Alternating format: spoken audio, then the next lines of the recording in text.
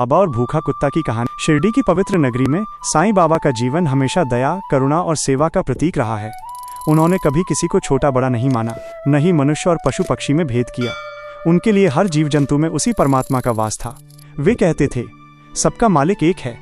बाबा का ये संदेश केवल शब्दों में नहीं था, बल्कि उनके प्रत्येक कार्य में झलकता था। ऐसा ही एक प्रसंग है बाबा और भूखे कुत्ते का, जो हमें सच्ची करुणा और सेवा का अर्थ सिखाता है। शिरडी का एक दिन गांव के लोग हमेशा बाबा के दर्शन के लिए आते थे। कोई अपनी बीमारी की समस्या लेकर, कोई धन की चिंता लेकर और कोई पारिवारिक दुख लेकर। बाबा सभी को धैर्यपूर्वक सुनते और अपनी उदी व आशीर्वाद से उनका दुख दूर करते थे। एक दिन सुबह सुबह शिरडी की गलियों में एक भूखा कुत्ता इधर उधर भटक रहा था। वो कई दिनों से भोजन के लिए तरस रहा था। उसकी हालत बहुत दयनीय थी। शरीर पर घाव, हड्डियां दिखाई देती और आंखों में भूख की पीड़ा साफ झलक रही थी। गांव वाले उस कुत्ते को देखकर घृणा करते और उसे पत्थर मारकर भगा देते। कोई भी उसके पास नहीं जाता था। बाबा का दृष्टिकोण। उसी समय साईं बाबा भिक्षा मांगने निकले थे। वे रोज की तरह घर घर जाकर भिक्षा मांगते और उसी से अपना भोजन करते। उन्होंने देखा कि वो कुत्ता एक घर के सामने खड़ा है और रोटी पाने की आशा में अपनी पूंछ हिला रहा है, लेकिन घर वालों ने उसे भगा दिया।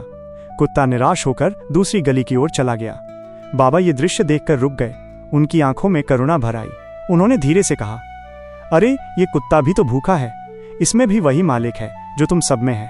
तुम लोग इसे क्यों ठुकरा रहे हो? कुत्ते के रूप में बाबा। कुछ भक्त बाबा के साथ चल रहे थे। उन्होंने बाबा से पूछा, बाबा आप क्यों इस कुत्ते की चिंता कर रहे हैं? ये तो जानवर है।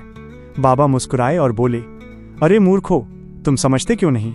जब ये कुत्ता भूखा है तो समझो मैं भूखा हूँ। जब इसे पीड़ा है तो समझो मुझे पीड़ा है। अगर तुम इसे रोटी खिलाओगे तो वो रोटी मुझे ही मिलेगी। भक्त हैरान रह गए। उन्होंने कभी ऐसा नहीं सुना था कि बाबा खुद को एक भूखे कुत्ते के साथ जोड़ देंगे। बाबा का भोजन। भिक्षा में बाबा को उस दिन कुछ रोटियां मिली थीं। बाबा उन्हें लेकर सीधे उसी कुत्ते के पास पहुंचे। उन्होंने रोटियां उसके सामने रख दी। कुत्ता पहले तो घबराया, लेकिन फिर धीरे धीरे आगे बढ़कर रोटियां खाने लगा।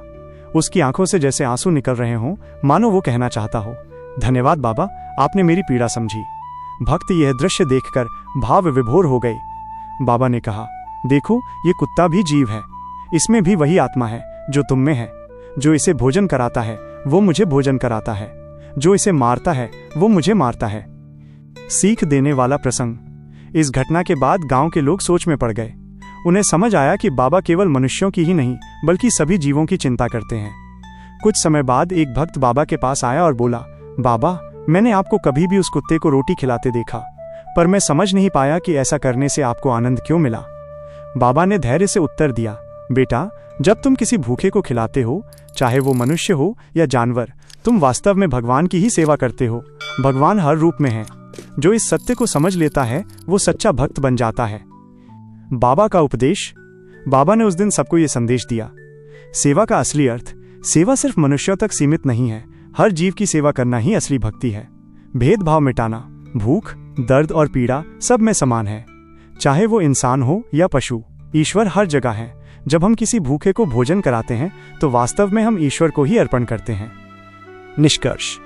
बाबा और भूखा कुत्ता की ये कथा हमें ये सिखाती है कि दया सबसे बड़ा धर्म है। जो जीव जंतु भूखे प्यासे हैं उनकी सेवा करना ही सच्ची पूजा है। ईश्वर को केवल मंदिर में मत खोजो, वो हर जीव में है।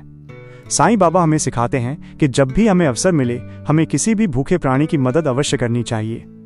बाबा का यही जीवन संदेश था, जो भूखों को खिलाता है वो मुझे खिलाता है। जो पीड़ितों को सहारा देता है वो मेरी ही सेवा करता है। धन्यवाद शिरडी ज्ञान चैनल देखने के लिए। अगर आपको वीडियो पसंद आए तो लाइक, शेयर और सब्सक्राइब करना न भूलें। साईं बाबा की कृपा हमेशा आपके साथ बनी रहे। ओम साईं राम।